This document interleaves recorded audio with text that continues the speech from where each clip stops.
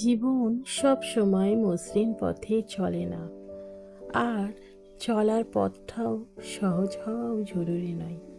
আজ যে কঠিন সময় বা বাধার সম্মুখীন আপনি হচ্ছেন, সাময়িকভাবে তা হয়তো আপনাকে কষ্ট দিচ্ছে বা হয়তো হতাশ করছে, কিন্তু বিশ্বাস করুন, এটাই আপনাকে আগামী দিনের জন্য প্রস্তুত করছে, তাই না?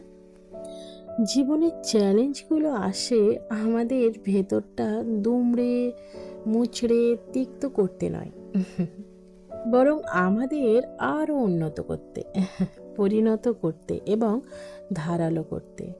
লোহা যেমন আগুনে পুড়ে তবেই শক্ত ইস্পাত তৈরি হয়, ঠিক তেমনি মানুষও ঘাত ও প্রতিঘাতের মাধ্যমে নিজের আসল শক্তি খুঁজে পায়। তাই পরিস্থিতি দেখে ভেঙে না পড়ে তা থেকে শিক্ষা নিন, নিজেকে তিক্ততার বিষে না জড়িয়ে অভিজ্ঞতার আলোয় সাজিয়ে নিন। মনে রাখবেন, আজকের এই লড়াই আপনার ভবিষ্যতের সবচেয়ে বড় শক্তি। আসসালামু আলাইকুম। তোমরা সবাই কেমন আছো? আশা করছি তোমরা সবাই ভালো আছো। এই দেখো, এই প্রেসার কুকারটা কিন্তু মাজতে তোমাদের কেমন লাগে বলো, আমাকে কিন্তু সবাই কমেন্টে জানাবে। এটা কিন্তু মোস্ট বিরক্তিকর একটা কাজ আমার কাছে।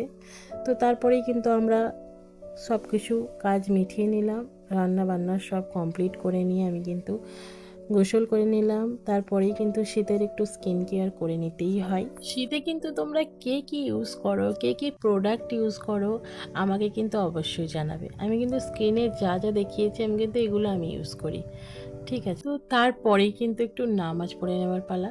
তো আমি একটু নামাজ পড়ে নিলাম। তো আমার সঙ্গে আমার মেয়েও কিন্তু নামাজ পড়তে ভালোবাসে। তো সব কাজ সেরে নিয়ে আমি কিন্তু খাবার দিকে চলে আসলাম। লাঞ্চ রেডি হয়ে গিয়েছিলো। আজ কিন্তু লাঞ্চে তৈরি হয়েছিল সবজির বিরিয়ানি, ঘরোয়া, একদম ঘরোয়া ইনগ্রিডিয়েন্টস দিয়ে। তো আমার ব্লগটি কেমন লাগছে অবশ্যই আমাকে কমেন্টে জানাবে। আমার ভিডিওটাকে কিন্তু বেশি বেশি করে লাইক এবং শেয়ার করবে।